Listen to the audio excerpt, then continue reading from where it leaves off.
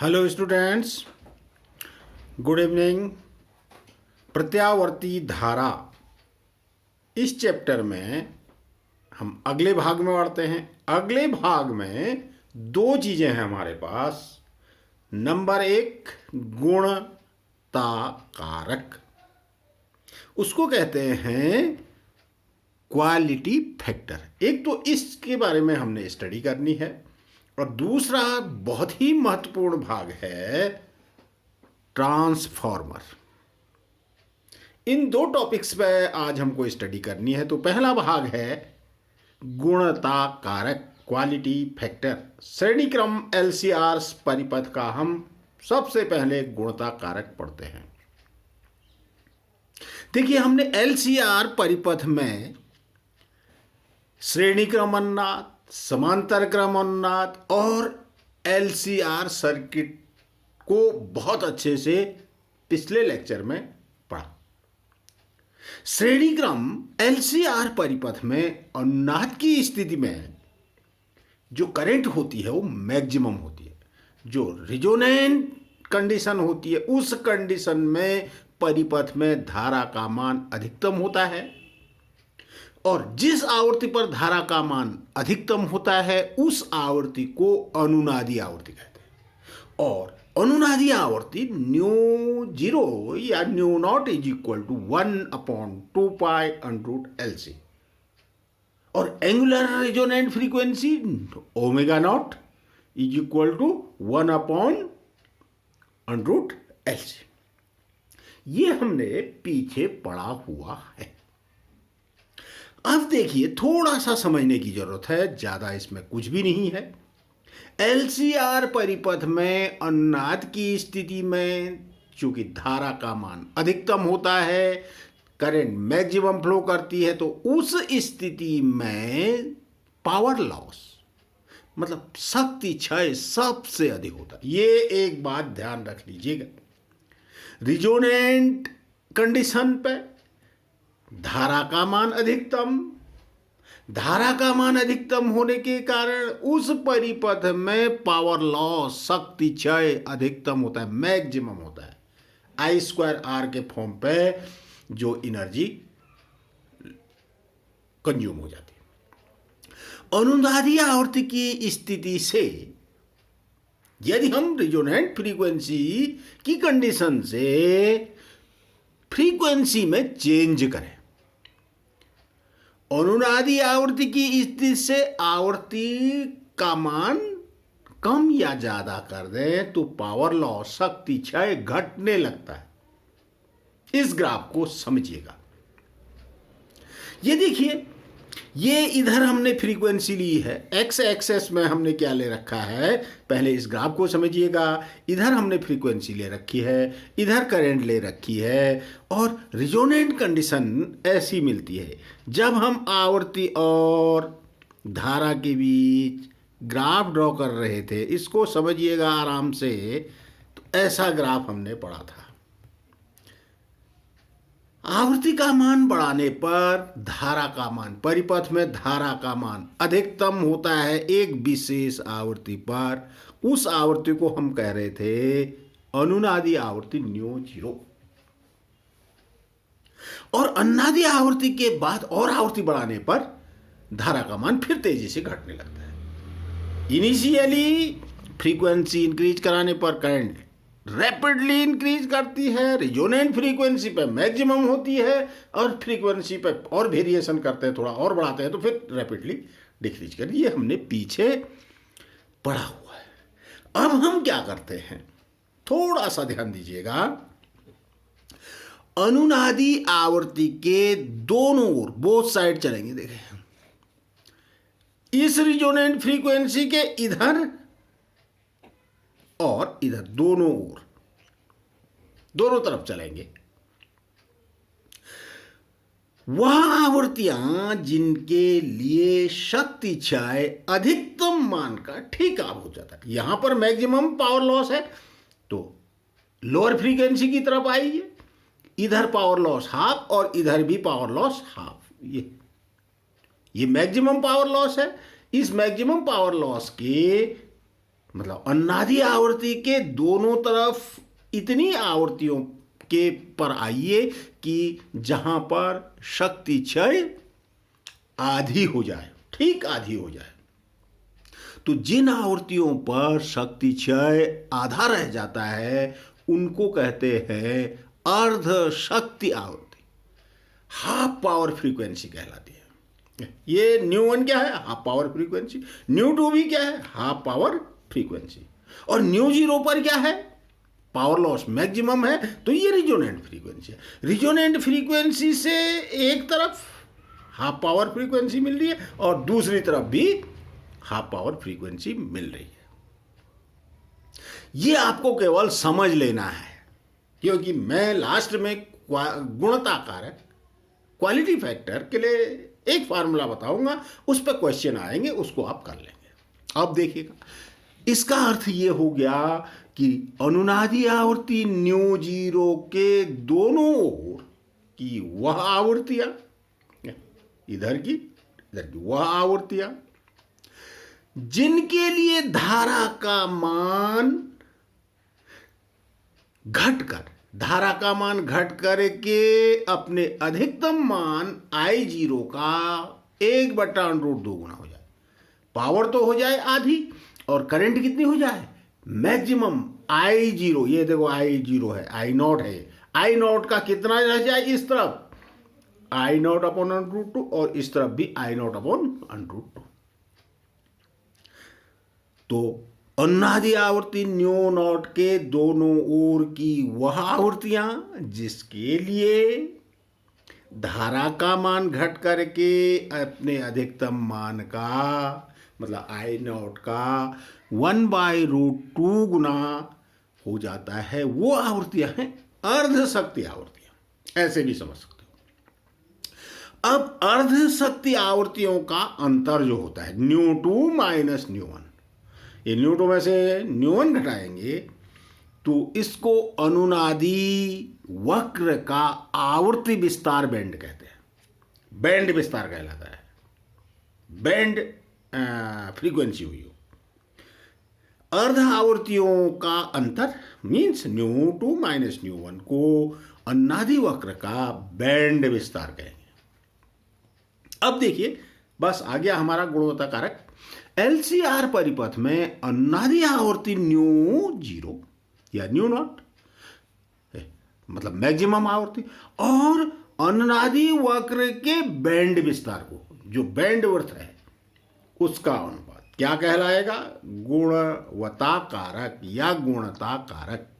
So quality factor Q is equal to nu naught upon nu two minus nu one या omega naught upon omega two minus omega one.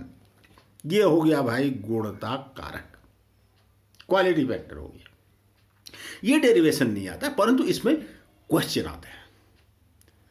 क्या हो गया? New naught upon जो frequency band है, band worth है। तो LCR परिपथ में अनुनादी आवर्ती न्यू नॉट तथा अनुनादी वक्र के बैंड विस्तार को, बैंड वर्थ के अनुपात को गुणता कारक कहेंगे। Q is equal to nu naught upon nu two minus nu one और omega naught upon omega two minus omega one. अब देखिए, इसको ऐसे समझ लीजिए। देखिए, ये गुणता कारक था हमारा क्या? Q is equal to nu zero upon nu two minus nu one या omega naught upon omega two minus omega one. यदि और आगे स्टडी करी जाती है तो ये गुणता कारक निम्न दो रूपों में मिलता है भाई। कैसे? एक तो Q इज इक्वल टू कितना? XL, एलसीआर परिपथ में L है, C है, R है। तो क्वालिटी फैक्टर को आप बेसिकली एक लाइन का याद कर लीजिएगा। Q is equal to XL upon R means omega L upon R या गुणता कारक XC upon R। XC means जो संधारित्र है उसका प्रतिघात है, ये धारितीय प्रतिघात है और ये प्रेरण इंडक्टिव रिएक्टेंस है, ये कैपेसिटिव रिएक्टेंस है। तो XC is equal to 1 upon omega C into R। चाहे आप गुणता कारक इससे निकालिए चाहे इससे निकालिए, सेम वैल्यू आएगी। So Q is equal to x L upon R means omega L upon R, या Q is equal to x C upon R means 1 upon omega C into R, दोनों से बिल्कुल सेम वैल्यू आएगी। ये हो गया गुणता कारक, इसको थोड़ा सा तैयार कर लीजिएगा। अब हम आगे बढ़ते हैं, अगला बिंदु है हमारा, अगला महत्वपूर्ण भाग है हमारा ट्रांसफार्मर। ट्रांसफार्मर का मतलब ऐसा होता है, एक ऐसी डिवाइस है, एक ऐसा यंत्र है जो क्या करता है भाई, प्रत्यावर्ती वोल्टेज और धारा, मतलब प्रत्यावर्ती voltage AC voltage, alternating voltage या अल्टरनेटिंग करंट भी कह सकते हैं, उसको क्या कहते हैं, उसके मान को कम और ज्यादा करता है, कम ज्यादा करता है, ट्रांसफॉर्म करता है। हाई वोल्टेज को लो वोल्टेज में या लो वोल्टेज को हाई वोल्टेज में कन्वर्ट करता है। तो हम इस ट्रांसफार्मर के लिए, इस ट्रांसफार्मर के लिए हम क्या क्या चीजें पढ़ेंगे, उसका प्रिंसिपल पढ़ेंगे, उसका कार्य पढ़ेंगे, उसके प्रकार पढ़ेंगे और उसका कंस्ट्रक्शन पढ़ करके एक फार्मूला निकाल देंगे। देखिए, तो बिल्कुल एक एक लाइन का ट्रांसफार्मर का सिद्धांत है। अभी मैं आपको ट्रांसफार्मर दिखाऊंगा। ट्रांसफार्मर जो है वो अन्योन्य प्रेरण के सिद्धांत पर कार्य करता है। अभी समझेंगे कैसे काम करता है। दूसरा, इसका काम है प्रत्यावर्ती वोल्टेज को कम करना या ज्यादा करना, मतलब प्रत्यावर्ती धारा को भी कम या ज्यादा करना, ये काम है इसका। और ये दो प्रकार का होता है। एक तो होता है उच्चाई ट्रांसफार्मर, स्टेप अप ट्रांसफार्मर। यह ट्रांसफार्मर क्या करता है भाई, स्टेप अप। अभी डिटेल से स्टडी करें। स्टेप अप का मतलब हुआ ये लो एसी वोल्टेज को हाई एसी वोल्टेज में कन्वर्ट करता है। लो एसी वोल्टेज का मतलब हाई एसी करंट, लो एसी वोल्टेज मतलब निम्न प्रत्यावर्ती वोल्टेज व उच्च प्रत्यावर्ती धारा, ये भी कह सकते हैं, को कन्वर्ट करेगा किस में, उच्च प्रत्यावर्ती वोल्टेज मतलब हाई वोल्टेज और लो एसी करंट में कन्वर्ट करता है। तो आप ऐसे ही याद कर लीजिए कि उच्चाई ट्रांसफार्मर निम्न प्रत्यावर्ती वोल्टेज को उच्च प्रत्यावर्ती वोल्टेज में बदलता है। वोल्टेज निम्न होगी उस समय धारा अधिकतम होगी, वोल्टेज उच्च होगी तो उस समय करंट लो होगी। ये ध्यान रख लीजिए, उच्चाई ट्रांसफार्मर हो गया भाई। और दूसरा होता है अपचाई ट्रांसफार्मर, स्टेप डाउन ट्रांसफार्मर। ये जो स्टेप डाउन ट्रांसफार्मर है ये ठीक स्टेप अप का उल्टा है भाई। ये क्या करता है, ये जो ट्रांसफार्मर होता है ये उच्च प्रत्यावर्ती वोल्टेज, हाई एसी वोल्टेज और लो एसी करंट को कन्वर्ट करता है लो एसी वोल्टेज तथा उच्च एसी धारा में। तो क्या करेगा अपचाई ट्रांसफार्मर, अपचाई ट्रांसफार्मर करेगा उच्च प्रत्यावर्ती वोल्टेज को, हाई एसी वोल्टेज को कन्वर्ट कर देगा लो एसी वोल्टेज में। ये काम है अपचाई का। उच्चाई करेगा निम्न को उच्च, अपचाई करेगा उच्च को निम्न, बस ऐसे याद रख लीजिएगा। तो उच्चाई ट्रांसफार्मर निम्न एसी वोल्टेज को कन्वर्ट करेगा उच्च एसी वोल्टेज में, बस। और अपचाई ट्रांसफार्मर उच्च एसी वोल्टेज को कन्वर्ट करेगा निम्न एसी वोल्टेज में, लो एसी वोल्टेज। आते हैं इसके कंस्ट्रक्शन में। देखिए, इसमें होता क्या है कि नरम लोहे या सिलिकॉन स्टील कहते हैं, या तो सॉफ्ट आयरन का होगा या सिलिकॉन स्टील का एक आयताकार पटलित क्रोड होता है, दिखा रहा हूं मैं आपको उसको। और उस पर, उस पटलित क्रोड पर पृथक्कृत तांबे के तार की दो कुंडलियां जुड़ी रहती है, जिनको हम क्या कहेंगे, एक कुंडली को कहेंगे प्राथमिक कुंडली, दूसरी कुंडली को कहेंगे द्वितीयक कुंडली। देखिए, तो पटलित क्रोड पर क्या होता है, तांबे के विद्युत रोधी तार की दो अलग अलग कुंडलियां लिपटी रहती हैं। ये कुंडलियां, परंतु ध्यान रखिएगा, एक दूसरे को छूती नहीं है, पृथक्कृत होता है ये तार, और ये अन्योन्य प्रेरण के द्वारा युग्मित रहती है, कपल्ड रहती है। इन कुंडलियों में फेरों की संख्या क्या रहती है, अलग अलग। इनमें से एक कुंडली को हम क्या कह देंगे, प्राथमिक कुंडली। प्राथमिक कुंडली को कहाँ जोड़ेंगे, एसी मेंस से जोड़ेंगे, और दूसरी को कहेंगे द्वितीयक कुंडली। जिन द्वितीयक कुंडली के सिरों के बीच हमको बढ़ी हुई या घटी हुई वोल्टेज मिलेगी, बदली हुई वोल्टेज मिलेगी। तो देखिएगा क्या है पटलित क्रोड, देखिएगा पहले ये देखिए, मैं ट्रांसफार्मर आपको दिखा रहा हूं, ये है, देखिए ये पटलित क्रोड है, ये देखिए पटलित क्रोड। ये सिलिकॉन स्टील का है भाई, या नरम लोहे का, कई पत्तियां आपस में बानिश कर करके ये आपस में जुड़ी हुई है, ये पटलित क्रोड है। और इस पटलित क्रोड के एक तरफ एक कुंडली लगी है जिसको हम प्राथमिक कुंडली कहेंगे, और दूसरी तरफ दूसरी कुंडली लगी है जिसको हम द्वितीयक कुंडली कहेंगे।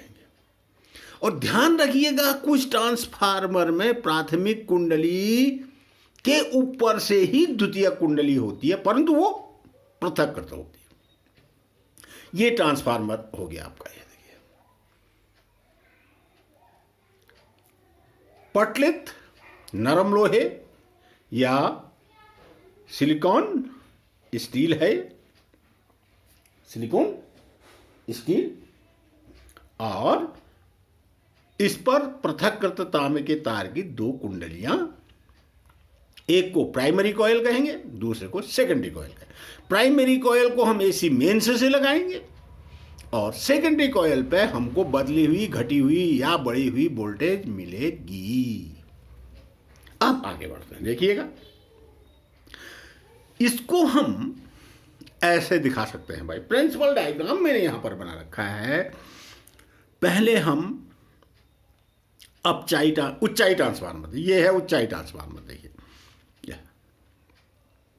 ये प्राइमरी कॉइल, ये क्रोड है पटलित क्रोड जो मैंने आपको अभी दिखाई, उस पर एक तरफ से पृथक्कृत तांबे के तार की एक कुंडली, इसको हम प्राइमरी कॉइल कहेंगे। यहां इस प्राथमिक कुंडली से हम क्या लगाएंगे, प्रत्यावर्ती धारा स्रोत लगा देंगे, मतलब निवेश करेंगे, निवेशी वोल्टेज कहेंगे, निवेशी वोल्टेज, निवेशी वोल्टेज, निवेश करेंगे। तो ऊंचाई है तो निवेश किसका करेंगे, निम्न वोल्टेज VI हुआ। निम्न वोल्टेज को ये क्या करता है, निम्न प्रत्यावर्ती वोल्टेज को ये उच्च प्रत्यावर्ती वोल्टेज में कन्वर्ट। यहां इसके सिरों के बीच क्या मिलेगी हमको, निर्गत वोल्टेज, निर्गत वोल्टेज, भी आउटपुट उच्च। यहां निम्न को किस में बदलेगा, ये निम्न वोल्टेज को किस में बदलेगा, उच्च वोल्टेज में, उच्च। और किसके सिरों के बीच मिलेगी, ट्रांसफार्मर की द्वितीयक कुंडली के सिरों के बीच उच्च वोल्टेज मिलेगी।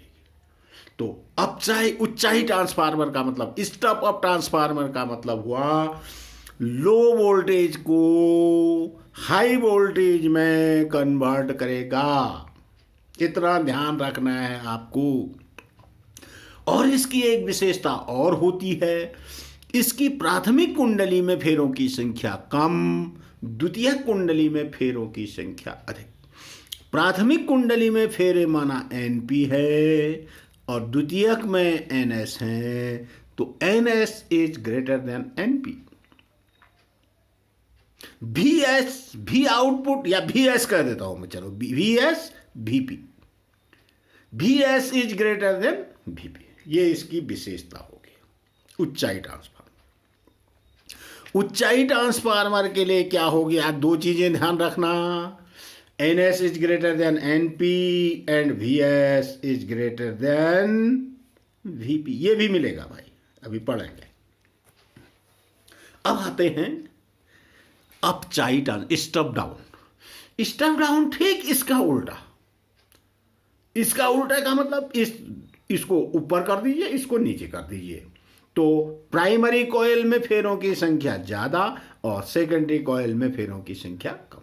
यहां निवेशी, ये निवेशी VP लगाएंगे। किस पे लगाएंगे, प्राथमिक कुंडली पे लगाएंगे। और द्वितीय कुंडली के सिरों के बीच हमको क्या मिलेगा, आउट निर्गत वोल्टेज।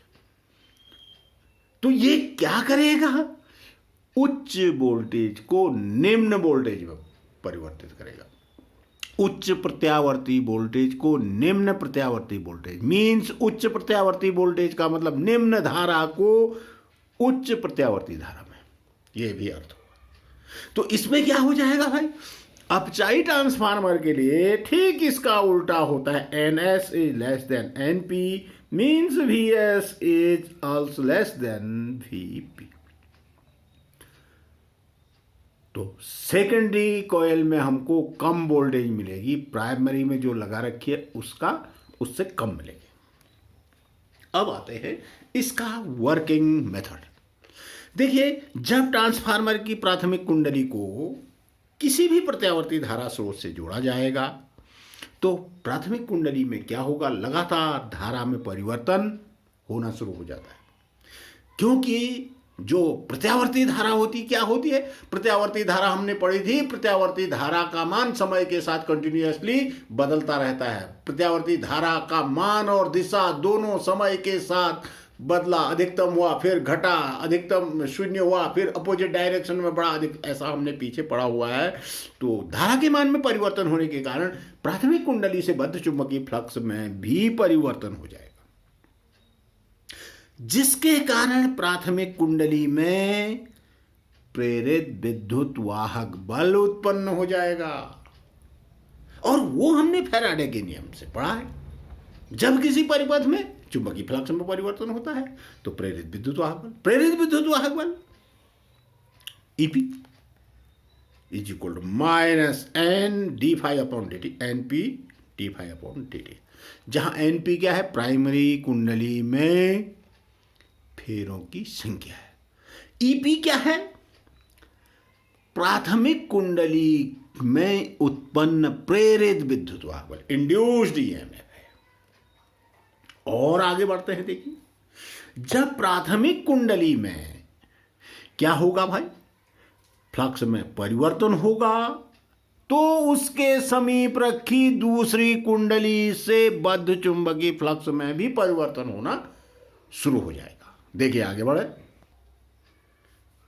तो द्वितीय कुंडली से बद्ध चुंबकीय फ्लक्स में भी परिवर्तन हो जाएगा, तो जिसके कारण द्वितीय कुंडली में भी क्या उत्पन्न हो जाएगा, प्रेरित विद्युत वाहक बल उत्पन्न हो जाएगा। द्वितीय कुंडली में उत्पन्न प्रेरित विद्युत वाहक बल ES is equal to minus NS into d∅dt। Phi क्या है यहाँ पर, चुंबकीय फ्लक्स है भाई। अब आप दो में, ये दूसरा रिलेशन आ गया, दो में क्या कर दीजिए, ये नंबर 2 वो number 1, EP is equal to minus NP d∅dt। Phi means magnetic flux है, तो दो में संबंध 1 और 2 से क्या कर देंगे, ES/EP कर दीजिए is equal to NS/NP। Minus चिन्ह हट जाएगा, d∅dt वो भी कैंसिल हो जाएगा। तो ये नंबर A कहा है मैंने, ध्यान दीजिएगा, ये 3-4 चीजें निकलेंगी अभी, कोई दिक्कत नहीं। प्राथमिक कुंडली में फ्लक्स में परिवर्तन हुआ, प्रेरित विद्युत वाहक बल उत्पन्न हुआ, तो वही चुंबकीय फ्लक्स जो है द्वितीय कुंडली से भी गुजरेगा, द्वितीय कुंडली के चुंबकीय फ्लक्स में भी परिवर्तन होना शुरू हो जाएगा। चूंकि द्वितीय कुंडली में फेरों की संख्या अलग है तो द्वितीय कुंडली में उत्पन्न विद्युत वाहक बल भी अलग होगा। अब क्या होता है, जो प्राथमिक कुंडली में उत्पन्न विद्युत वाहक बल होता है वो प्राथमिक कुंडली पे कितना प्रत्यावर्ती वोल्टेज लगा रखा है उसके बराबर होता है। EP is equal to VP, ये ध्यान रखिएगा। इसी प्रकार द्वितीय कुंडली में जो विद्युत वाहक बल उत्पन्न होता है, वो द्वितीय कुंडली में उत्पन्न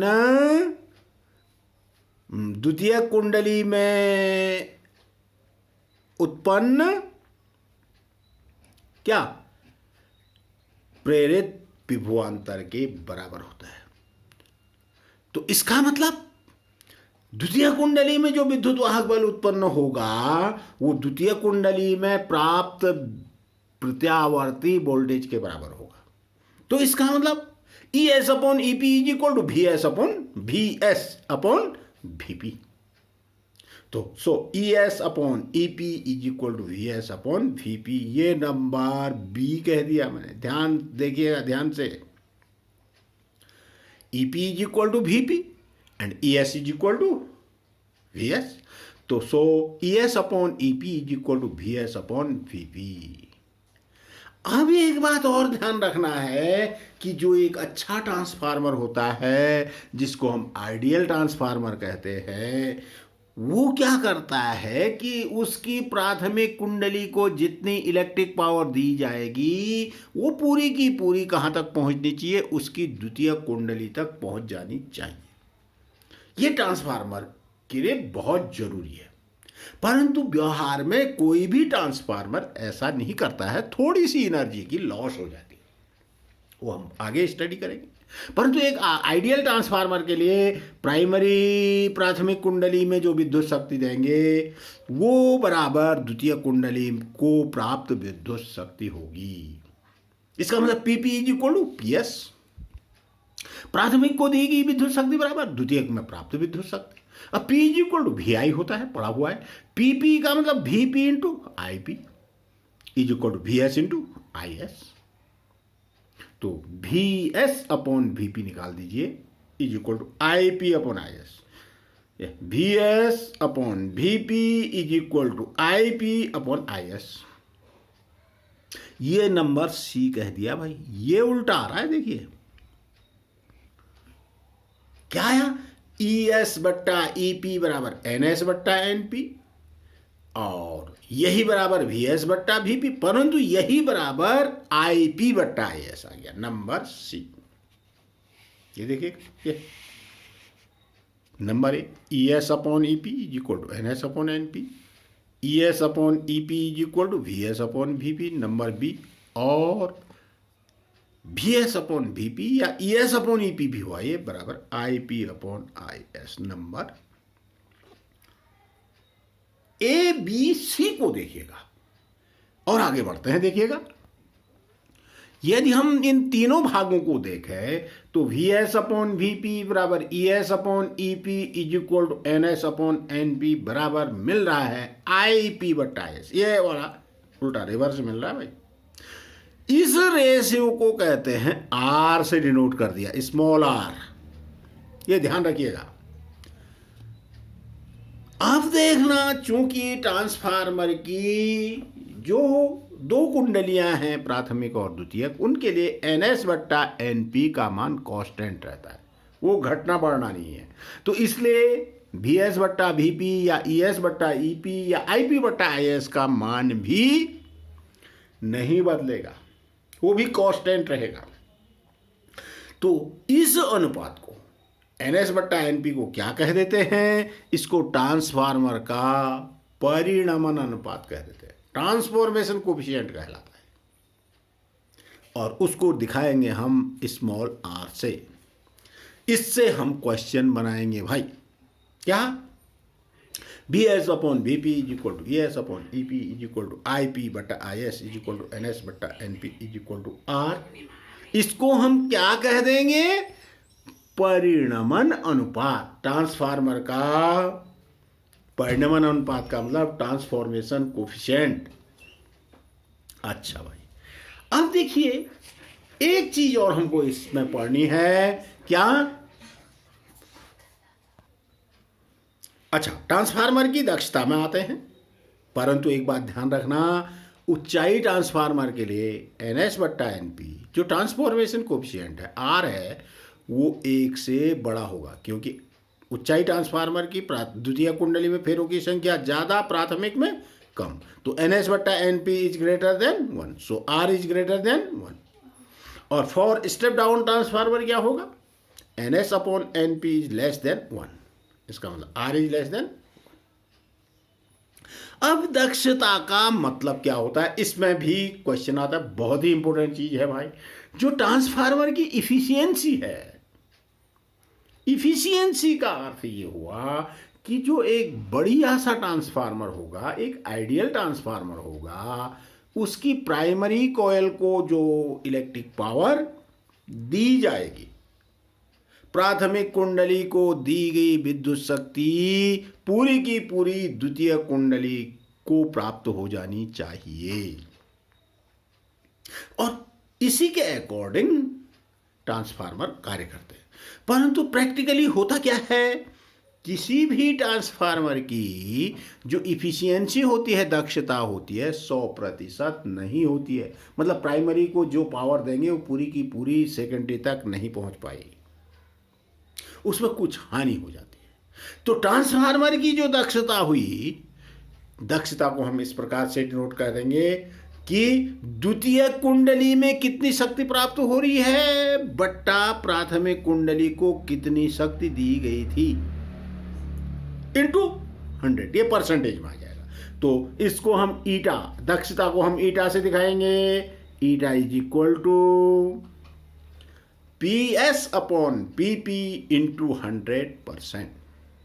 अब PS का मतलब सेकेंडरी में कितनी पावर मिल रही है, PP का मतलब प्राइमरी को कितनी इलेक्ट्रिक पावर दी गई थी, सप्लाई कितनी थी और वो ट्रांसफर कितनी हुई है, वो है इफिशियंसी। और PP is equal to VP into IP पड़ा हुआ है, PS is equal to VS into IS पीछे पड़ा हुआ है। ये इफिशियंसी होगी भाई। परंतु अब ध्यान ये रखना कि जितने भी ट्रांसफार्मर होते हैं, किसी भी ट्रांसफार्मर की इफिशियंसी 100% नहीं होती है।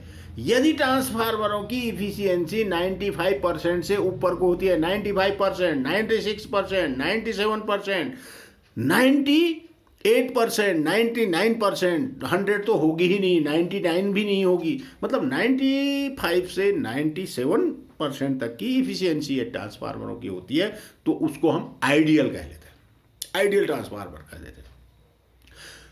और वर्तमान में तो ये देखा गया है कि 90% से 98% तक के ट्रांसफार्मरों को हम आइडियल कह देते हैं। मतलब लगभग 10% का लॉस तो हो ही जाता है। मतलब प्राइमरी कॉइल, ये मान के चलिए कि प्राइमरी कॉइल पे हमने माना 100 वाट लगाया है पावर, तो सेकेंडरी तक 90 वाट ही पहुंचेगी, उसको हम आइडियल मान लेंगे। परंतु बुक्स में ये लिखा होगा कि 97, 96, 98% इफिशियंसी वाले ट्रांसफार्मरों को ही आइडियल ट्रांसफार्मर कहेंगे। वैसे तो कायदे से आइडियल ट्रांसफार्मर की इफिशियंसी 100% होनी चाहिए, परंतु वो असंभव है। अब ये जो एनर्जी लॉस होते हैं ट्रांसफार्मर में, ऊर्जा क्षय होते हैं, ये किन किन कारणों से होते हैं उसका भी थोड़ा सा अध्ययन कर लेते हैं। देखिएगा, आगे बढ़ते हैं। देखिए, ट्रांसफार्मर में जो एनर्जी लॉस होते हैं उसके बहुत सारे कारण हैं, 4-5 कारण हैं भाई। पहला कारण है, नंबर 1, कॉपर लॉस, कॉपर क्षय कहते हैं। एक्चुअली होता क्या है, जो ट्रांसफार्मर की प्राथमिक और द्वितीय कुंडलियां होती हैं वो कॉपर की बनी होती है और उनके कुछ न कुछ प्रतिरोध अवश्य होंगे, मतलब ओमिक रेजिस्टेंस थोड़ा बहुत होगा ही होगा। तो उस ओमी प्रतिरोध के कारण जो ऊर्जा होती है I²R×T के फॉर्म पे थोड़ी सी लॉस हो जाती है। नंबर 1 बात तो ये ध्यान रखना। दूसरा, जो ईडी करंट्स हमने पढ़ी थी पीछे, जब विद्युत चुंबकीय प्रेरण हम पढ़ रहे थे, इलेक्ट्रोमैग्नेटिक इंडक्शन वाले चैप्टर में हमने ईडी करंट्स पढ़ी थी, भंवर धाराएं। तो क्या होता है, जो ट्रांसफार्मर की क्रोड है, वैसे तो पटलित क्रोड है, भंवर धाराएं आपस में कैंसिल हो जाती हैं, कई पत्तियां आपस में जुड़ी हुई है, परंतु फिर भी उस ट्रांसफार्मर की क्रोड में कुछ भंवर धाराएं रह जाती है, ईडी करेंट्स थोड़ी बहुत रह जाती है, जिसके कारण कुछ ऊर्जा की हानि हो जाएगी। नंबर 2 लॉस हो गए। और नंबर 3 लॉस चुंबकीय क्षरण भी होता है, मैग्नेटिक लीकेज होते हैं भाई। एक्चुअली होता क्या है कि जो ट्रांसफार्मर की प्राथमिक कुंडली है उससे जो बद्ध चुंबकीय फ्लक्स है वो पूरा का पूरा द्वितीय कुंडली से नहीं गुजर पाता है, थोड़ा सा लीक कर जाता है, जिसके कारण कुछ ऊर्जा की क्षय हो जाती है। तो इससे बचने के लिए क्या किया जाता है, जो ट्रांसफार्मर होता है उसकी प्राथमिक कुंडली के ऊपर ही द्वितीय कुंडली को सेपरेटली लपेट देते हैं, तो वो कहलाता है चुंबकीय क्षरण। चुंबकीय क्षरण से बचने के लिए प्राथमिक कुंडली के ऊपर से मतलब सेपरेटली सेकेंडरी कॉइल को लपेटा जाता है, उसको छुएगी नहीं वो। और चौथा क्षय होता है गुंजन क्षय, हमिंग लॉस कहते हैं उसको, हमिंग लॉसेज। एक्चुअली फिर से कुंडलियों में जब एसी धारा प्रवाहित होती है तो एसी धारा प्रवाहित होने के कारण ट्रांसफार्मर की क्रोड कंपन कर वाइब्रेट करने लगती है। जो ट्रांसफार्मर की क्रोड दिखाई मैंने आपको, वो क्रोड क्या करने लगती है, इसमें वाइब्रेशन हो, ये क्रोड है देखिए, इस क्रोड में वाइब्रेशन क्रिएट होने लगते हैं, हल्की वाइब्रेशन होंगी, कंपन होंगे, तो जिसके कारण कुछ ऊर्जा लॉस हो जाती है ध्वनि के रूप में। एक लॉस और होता है, उसको कहते हैं शैथिल्य हानि, हिस्टीरियस लॉसेज हैं। कुंडलियों में बहने वाली धारा के कारण होगा क्या भाई, कुंडलियां बार बार चुंबकित विचुंबकित, चुंबकित विचुंबकित, बार बार मतलब टाइम टू टाइम क्या होती हैं, magnetise and then demagnetise, again magnetise and then demagnetise, ऐसा होता रहता है। तो बार बार चुंबकन और विचुंबकन के कारण भी कुछ ऊर्जा क्षय हो जाती है, जिसको शैथिल्य या हिस्टीरियस लॉस कहते हैं। इसका मतलब जो ट्रांसफार्मर है इन 4-5 कारणों से उसकी प्राथमिक कुंडली को जो हम शक्ति देते हैं, ऊर्जा देते हैं, वो पूरी की पूरी द्वितीय कुंडली तक नहीं पहुंच पाती है। इसका अर्थ ये हो गया कि किसी भी ट्रांसफार्मर की जो दक्षता होगी वो 100% नहीं होगी, परंतु एक जो आइडियल ट्रांसफार्मर, एक अच्छा ट्रांसफार्मर होगा, उसकी इफिशिएंसी 97% तक तो होनी ही चाहिए। अब देखिए, हमने जो ट्रांसफार्मर पढ़े थे इसको थोड़ा सा देखना, प्राइमरी और सेकेंडरी ट्रांसफार्मर का सैद्धांतिक डायग्राम ऐसा था, और मैंने प्रैक्टिकली आपको ऐसा दिखाया है। ये देखिए, ये क्रोड है, क्रोड पर ये प्राइमरी कॉइल और ये सेकेंडरी कॉइल, एक तरफ प्राइमरी कॉइल दूसरी तरफ सेकेंडरी कॉइल, मतलब इसको ऐसे भी बना सकते हैं आप। ये देखिए, ये ट्रांसफार्मर है, ट्रांसफार्मर, ये क्रोड होगी, क्रोड में एक तरफ प्राइमरी कॉइल और दूसरी तरफ सेकेंडरी कॉइल। प्राइमरी कॉइल को हम क्या करेंगे भाई, इस प्राइमरी कॉइल से हम क्या करेंगे, इस प्राइमरी कॉइल को अल्टरनेटिंग सोर्स से लगाएंगे, इनपुट करेंगे, VP हुआ है इज इक्वल टू EP। और सेकेंडरी में हमको क्या मिलेगा, ये सेकेंडरी के सिरों के बीच आउटपुट मिलेगा, VO या VS कह देता है सेकेंडरी में, VS अपॉन VS या E, ये हो गया हमारा ट्रांसफार्मर। तो ट्रांसफार्मर किस सिद्धांत पर कार्य करता है भाई, ट्रांसफार्मर का सिद्धांत हो गया, एक लाइन का केवल आप करिएगा, एक लाइन का सिद्धांत लिखेंगे, अन्योन्य प्रेरण के सिद्धांत पर कार्य करता है, और उसका काम है AC वोल्टेज को कम ज़्यादा करना, नंबर 2 हो गया। और नंबर 3 उसके प्रकार हो गए, उच्चाई अपचाई, उच्च को निम्न या निम्न को उच्च करेगा, ये उसके प्रकार हो गए। और उसकी वर्किंग मेथड हमने पढ़ ली। वर्किंग मेथड के बाद हमने एक फार्मूला निकाल दिया, मतलब ट्रांसफॉर्मेशन रेशियो निकाल दिया, परिणमन अनुपात निकाल दिया।